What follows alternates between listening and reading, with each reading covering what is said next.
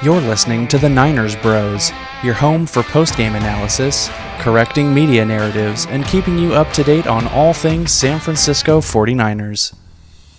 What's up, guys? I'm Michael Ditchfield. And I'm David Ditchfield, and we are the Niners Bros. On today's episode, we're going to be going over the 49ers' frustrating loss to the Chicago Bears and just do a full breakdown for you guys, talking about all the narratives coming into the game, the storylines coming out of training camp, Trey Lance's first official game as the starting quarterback for the 49ers, as well as just the weather, Debo's usage, new starters on the offensive line, all the new and exciting things that happened in this game that 49ers fans have been waiting to see.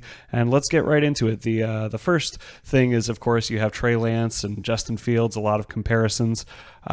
We'll talk about that more in depth, but before the game was even played, the weather was something that certainly affected the outcome. And yeah, the narrative coming into the game, of course, was that this was going to somehow favor the 49ers because you figure it's a rain game. The Niners are a very physical football team. They're an excellent running team. And so that's what you're hearing a lot about is that, this is going to be a breeze for the 49ers. They're favored to beat the Bears anyway, but of course on a wet field, the edge goes to the Niners, right? Well, not so much. And that's really the thing. When you have these wet fields and these really unplayable conditions, it actually is an equalizer. There's this narrative that somehow that's really going to benefit one team or another, and really it doesn't. It just kind of levels the playing field. And one of the things that Shanahan's offense specifically is known for is that creativity of scheming guys open, giving them these windows, the pre-snap movement to where you get a guy who's just a little bit out of position. And when you've got these rain games with a terrible field and terrible turf, it's really difficult to execute those. And the timing and the precision, it's just not going to be there. And so I think it definitely did help keep the Bears in this game for a significant amount of time. And it was frustrating listening to so many people on NFL Network or ESPN go on and on about, oh, well, this is perfect for the 49ers. They love to run the football. Only I think the 49ers love to run the football on their terms. They love to run it in what would seemingly be passing situations. I don't think the Packers were counting on Debo getting the ball handed to him on 3rd and 7 in the NFC Championship game. But that's exactly why it works for the 49ers is we're zagging while everyone zigs. We're running out of shotgun on a play where we've got 4 wide receivers out there and they're putting out their nickel defense. They don't have their run-stopping unit. But in a game when you know that throwing the ball is not an option and every box is stuffed with 8-9 defenders, that advantage goes away in a hurry. And even this week, Kyle Shanahan was talking about outside zone and how important it is to his offense to get people out in space and outside zone and how it opens up the middle of the field for some of these trap plays and runs up the gut.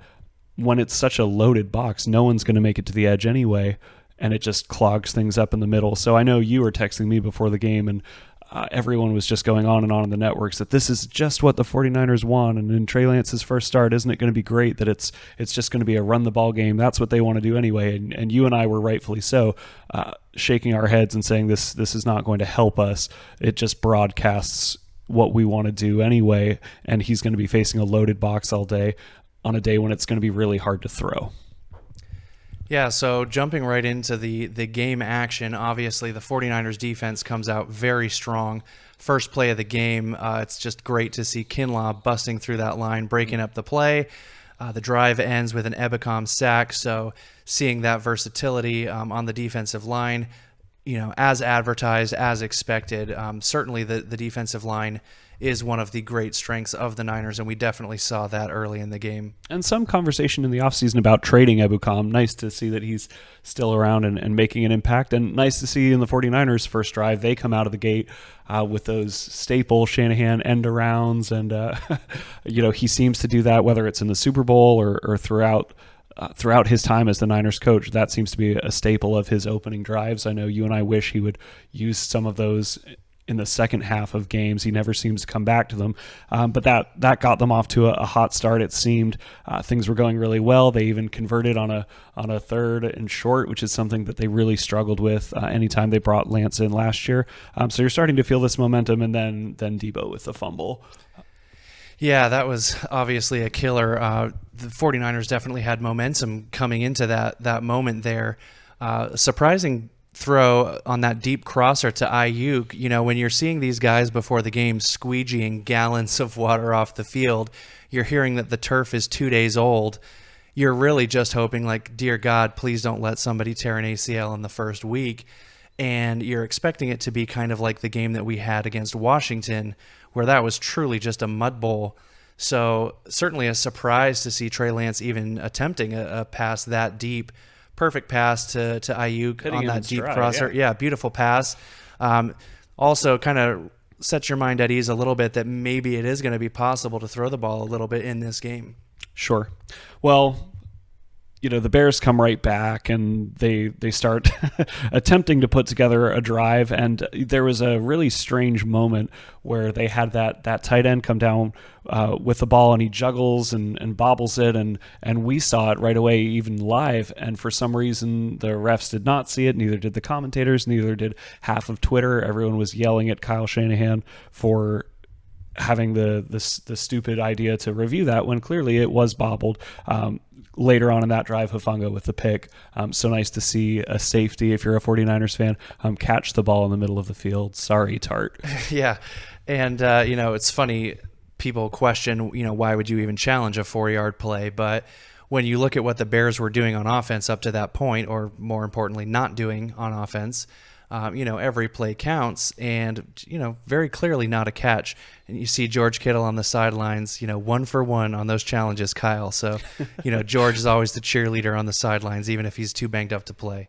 Indeed. Well, the teams went back and forth for a little bit, and, we did see some of those penalties creep in, and we're going to talk a lot about that. The overall breakdown at the end of the game: San Francisco, 12 penalties for 99 yards, Chicago only 3 for 24, and we're just going to talk about that for a moment, just what those 3 penalties were for the Bears, because if you were a 49ers fan, this just drove you nuts. One of them was an offsides where Trey Lance, on a hard count, got 3 guys to jump off. It wasn't even a judgment call for the refs.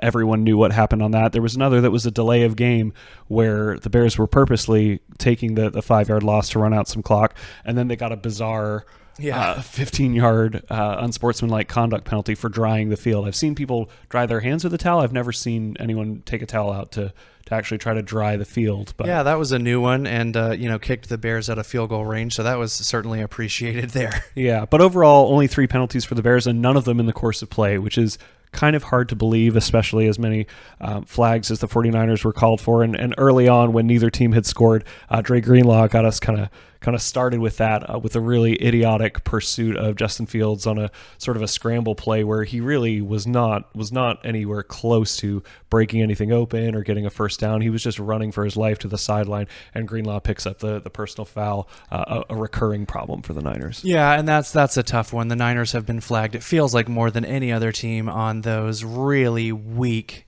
late hits on the quarterback when the quarterback is sliding or basically ending the play. Moose on the broadcast was saying, you got to not give the refs an opportunity to throw that flag. And to an extent, that's true. But, man, that's a rough penalty. He barely touched him. I mean, he got his hand on him, but it wasn't that late. I mean, it wasn't crazy out of bounds. But, of course, as soon as you see that, it's going to be a flag. Like Niners fans, we all have PTSD. Anytime a guy touches a quarterback, whether it's legal or not, you're like, okay, well, here comes the linen, and it's another 15 yards. I think a big question for us when we watch this over and over again is, why are they leaving their feet? Why are they launching at these guys? A lot of these quarterbacks that seem to get these penalties on these slides, they're, even if they were staying upright, they're not about to bowl you over. A lot of times it's these little guys like Kyler Murray, or in this case Justin Fields, who's not he's not Josh Allen, let's put it that way. So frustrating there. The teams kind of went back and forth doing nothing for the first 4 or 5 drives for each until, I guess, on the 4th drive, the 49ers finally break through a really beautiful, another in stride kind of throw from Lance to Ray. Just really gorgeous layered kind of throw. And then the touchdown to Debo. A lot of talk about Debo coming in and his usage. Yeah, was he going to be in shape? Was he going to be ready? Well, and did he even want to run the ball anymore? A lot of people, speculating, and everyone trying to get famous on Twitter for speculating as to why Debo wasn't happy with his contract negotiations, and some people saying it's because he didn't want to run the ball. Well, in this one, he ran the ball 8 times for 52 yards, including the opening score, that beautiful touchdown on a nice RPO. And yeah, I think the contract incentive certainly put some of that to bed when you realize that that's a major part of how he's going to get paid. So kudos to the Niners for including that in the contract. And also, good on Debo being willing to be used in that way. It's pretty clear. I think he just wanted to get paid and get paid what he thought was fair. Sure. And at the end of the day, if he's only getting 4 or 5 catches a game, but he's also getting 4 or 5 carries, I don't think there are a lot of wide receivers in the National Football League who are upset about getting close to 10 touches a game. But nice to see the 49ers, jump out and take a lead. Things got a little awkward after that. Mitchell went out with an injury. Ayuk was called on kind of a ticky-tack offensive pass interference. But Trey Lance picked up a big 13-yard third down on a scramble, which again, it's so nice to see him converting on third down, and that's not something that Jimmy Garoppolo could have. Jimmy's good on third down, but not with his legs. No, and there's going to be that inevitable comparison. Anytime Trey Lance is on the field and Jimmy Garoppolo is on the roster, that's, of course, the number one thing that everybody wants to talk about is Jimmy and Trey. And it's an awkward situation, but to Jimmy's credit, he certainly handled the situation, I think, as well as anybody could. And from all accounts, it seems like Trey Lance has been very mature about the situation and is really kind of ready to step into that role. In terms of what Trey Lance brings to the table, nobody is questioning that. It's just the consistency with the lack of reps he had in college, the lack of reps last year. So, a lot of that still remains to be seen. But, anytime Trey Lance does anything, now there's going to be people that are saying, you got to put Jimmy in, you got to put Jimmy in. And that's not really fair, but it is what it is, and it's certainly understandable. I know I kind of rolled my eyes when they brought Jimmy back, but at the same time, you see why they did it. You feel pretty comfortable in a game like this that if Trey were to get hurt, you'd at least have someone who's been to 2 NFC Championship games, not another team in either conference who can say that. When the 49ers go to halftime up 7-0, it's good to be in the lead, but it felt like it should have been 20-0 or really even did. more. Definitely one of those games. And we've seen this with the Niners too, where they just come out and they dominate a game in time of possession, in yards, in really any kind of statistical category. But the score doesn't always reflect that. And a major theme of Kyle Shanahan's teams has been not finishing, right? Whether it's the epic meltdown, the 28-3 Super Bowl that he's sick of hearing about, the Super Bowl against the Chiefs, definitely a lot of history there of not putting teams away when they could have and should have, and again, really came back to bite them this week. Well, the 49ers did go up 2 scores. I mean, coming right out of halftime, Lance hit that beautiful slot fade. Not exactly like Danny Gray because it was to Juwan Jennings. The throw was maybe a touch behind, and Jennings looked like he was running with boots on. He didn't quite make it to the end zone, and then a failure again to punch it in for 7. Red zone has been a little tricky. Not for the Niners last year. They were the number 1 team in the red zone, but for Lance sometimes there seem to be some struggles there. But still, you go up 10-0, and feeling at that good, point right? You're feeling pretty good. You know it's not likely that the Bears are going to keep going 3 and out or anything like that, but it also, with the weather potentially getting worse, you're feeling pretty good at that point. And then the penalties started coming back in. You had a really Dre Greenlaw had a bad, very, very bad, no good game. And I think it's fair to say the entire linebacking crew did. You talk about the Niners front 7, that obviously starts up front with the D-line, but for anybody who is watching the games, the 49ers don't have a lot of household name linebackers, but, a lot of casual fans can't name 3 linebackers for any team. And, it's been viewed as a strength of the team, but in this particular case, more harm than good. You had the Bears, you've got a 10-point lead. They run the ball twice for less than 5 yards, and they decide to run it up the middle again, basically giving up on the drive. You've got 4 49ers just gang tackling the guy, and Greenlaw comes in and decides he's going to try to go for the ball, but he misses the ball and gets the face mask. A couple plays later, Dante Pettis, who, raise your hand if you knew that Dante Pettis was going to have a touchdown because in this game. of course. Because of course. broken play. Armstead again with poor contain. That's something that he's been criticized widely for by Grant Cohn and others. But to be fair, Justin Fields is pretty slippery, as we saw last year when the Bears played the Niners. But big long touchdown to Pettis, and you just want to scream. Yeah, and that face mask was especially brutal. As you said, 3 or 4 guys already in on that tackle. That was maybe a half second away from being blown dead for forward progress. You come in there, you keep the drive alive, and now, after all of this time, it's 10-7, and you're not feeling quite so good about this game anymore. You're starting to realize that these penalties are stacking up. You're having that thought in the back of your mind. Is this another one of those games that the Niners are going to somehow find a way to blow? They dominated the game, and they just did not put up points when they needed to. You would have loved to have seen the 49ers go on a drive right after that to answer. But instead, they get one, third down conversion to Jennings, and then they punt again. And that next drive, here come the penalties again.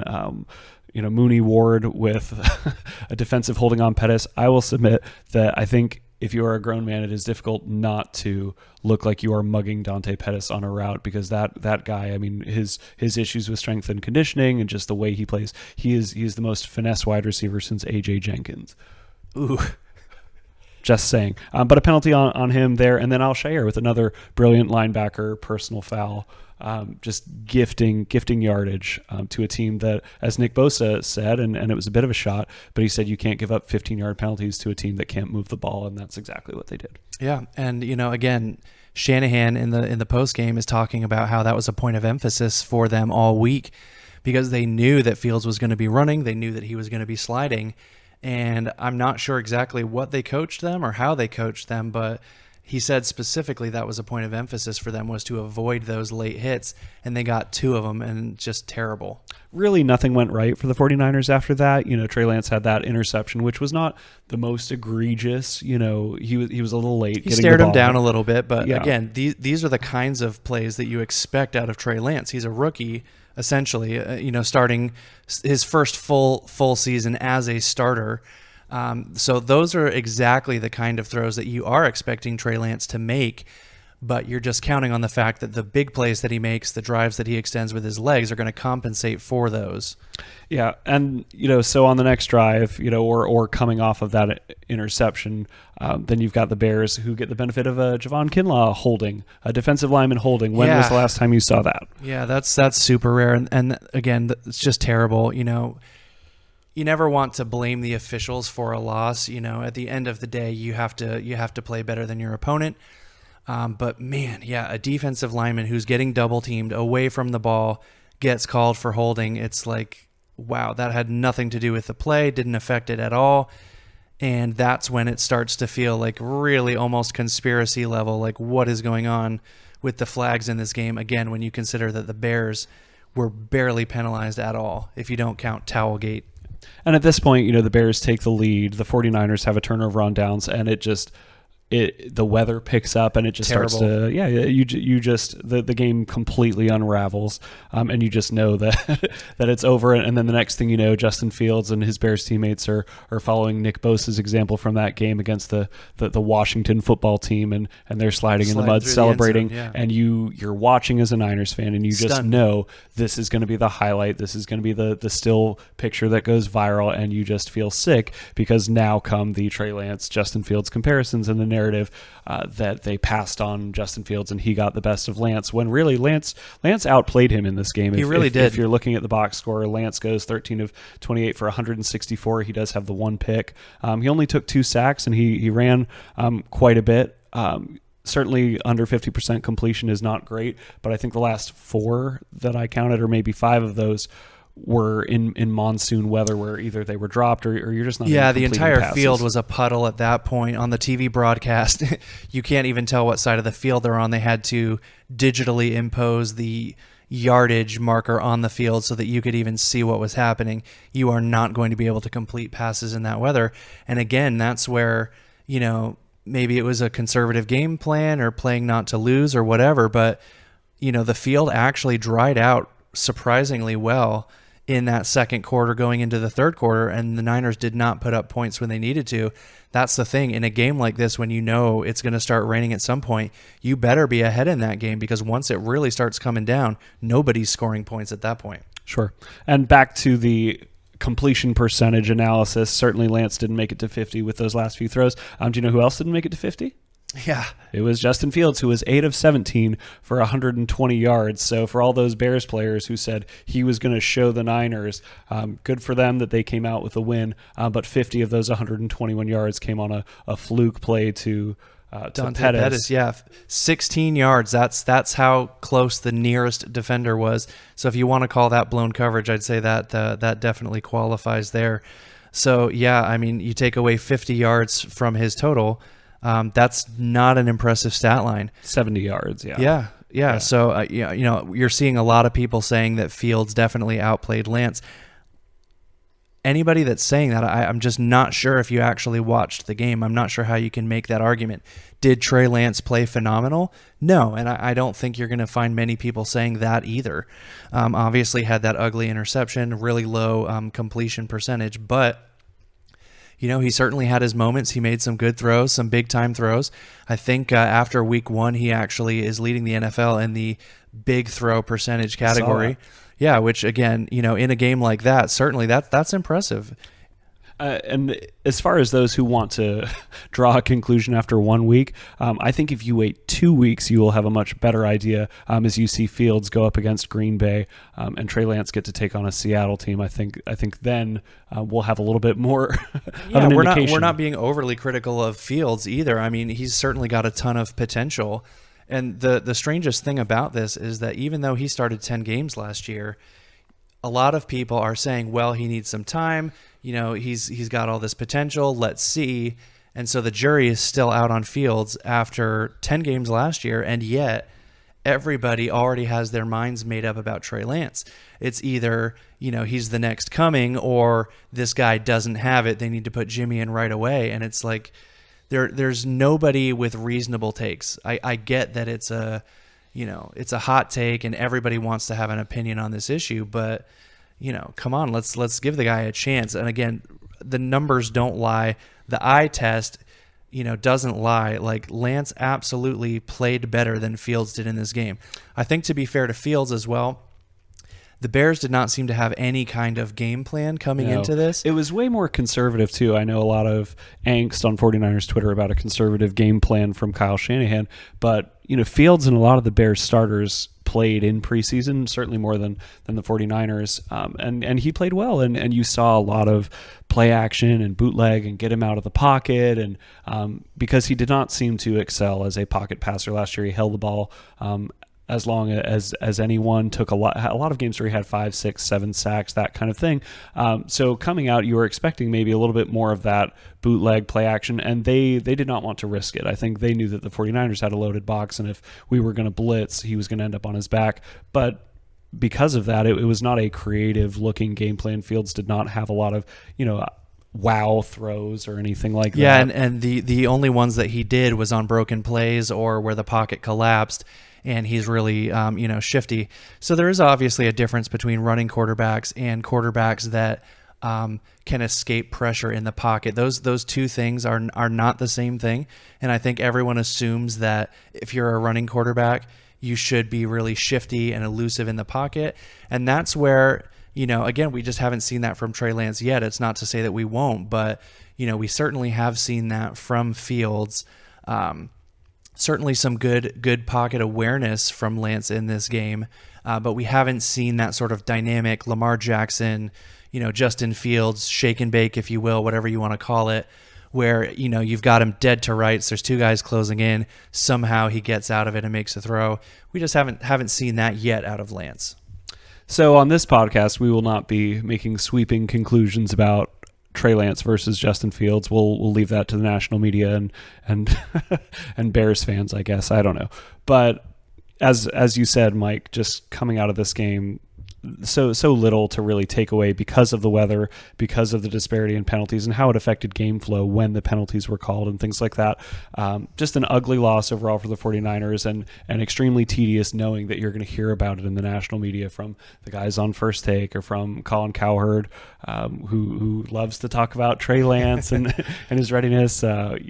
Just very frustrating as a Niners fan. And there were some interesting questions that kind of got swept under the rug or just ignored because everyone was so caught up in it. New offensive line, 3 new starters, and overall I thought amazingly the guys in the interior seemed to hold up better than the tackles. McGlinchey looked slow or injured to me, and even Trent definitely Williams whiffed on a few plays for Trent sure. Williams had a couple misses too, which you don't ever really expect. But I thought they played fine. I don't think they lost because they got bullied in the trenches by any stretch. Yeah, I think fine to good maybe would be a fair way to describe it. Certainly you worry about chemistry on the offensive line when literally the entire interior is new guys, and you've got McGlinchey coming back from a very serious injury. So, Banks is starting at left guard. Banks was not able to earn his way on the field at any point last year, which I think was definitely a disappointment and a surprise. But he appears to be the guy going forward. And, he honestly wasn't bad. I think Spencer Burford looked really good at times too, passing the eye test.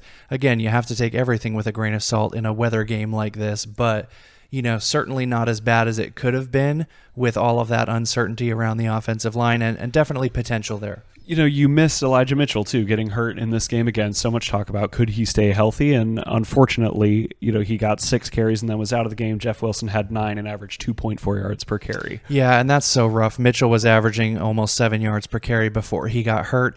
It's just shades of Raheem Mostert carrying the ball once or twice in the first game of the season.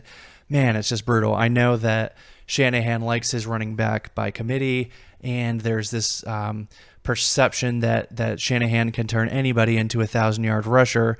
So yes and no. I think it does take a specific kind of runner, as we've seen.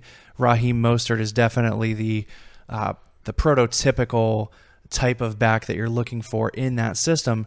But the Niners have not had a 1,000-yard rusher in a season in a very, very long time, and it's just been an absolute turntable in that running back room, whether it's because of poor draft choices or injuries or what have you. But man, it's been a struggle to have consistency at that position. And 2 months they're talking about for recovery for Elijah Mitchell. Just brutal, just incredibly frustrating. But again, O-line seemed to do okay. Just not much else to say. Jeff Wilson's long in 9 attempts was 5 yards. Just difficult to get anything going. He's a veteran. He's a good receiver. We're fans of Jeff Wilson here. Certainly, we love it when he goes to his dark place. But just not a great game. And again, we said this before. It's really tough sledding when you've got those field conditions and you're just trying to run up the gut when they know it's coming. There's not going to be really anybody who's having really productive runs at that point. It would have been easier to try to get to the edge too if you had your all-pro tight end blocking. Yeah, absolutely. You definitely miss Kittle in a game like this. And Kittle has not missed as many games as I thought when I went back and looked at it. But when he does, you feel it. And it seems like this would have been a game where it would have really helped to have a run blocking specialist at tight end. And that's the hard thing with Kittle, too. He's one of those guys. He's an absolute warrior. And if there's any way he can make it on the field, he gets on the field. The problem with that is sometimes we've seen this before. He's battling through an injury. He toughs it out, and then he re-injures it or makes it worse and misses extended time. Certainly with the field conditions, that was absolutely the right call. I don't know the status of his groin. Obviously, I don't think many people do exactly know that status, but that's not the kind of game where you want to mess around and have a tear or some kind of injury that's going to keep him out for really significant time. And I don't want to say the Niners took this game for granted, but you don't come into this it's not the Chiefs, it's not the Rams. You weren't expecting for George Kittle to make or break the outcome. You come in really confident in your defense and things like that, and it just didn't work out. Speaking about the defense, Hufanga looked amazing. Shades of Cam Chancellor, just a strong safety who seemed to have more tackles at or behind the line of scrimmage than our linebackers. Yeah, and the knock on him, like a lot of people were saying, he's just too slow. He's never going to make it. And, obviously speed is important on both sides of the ball. Shanahan's speed is really everything. That being said, when you look at his instincts, his tackling ability, he really compensates for that, was just flying all over the field, was always in the right place, making the big plays when we needed him, whether it was tackles at the second level, obviously that interception you referenced, but just a really, really great football player, a really great find for this team.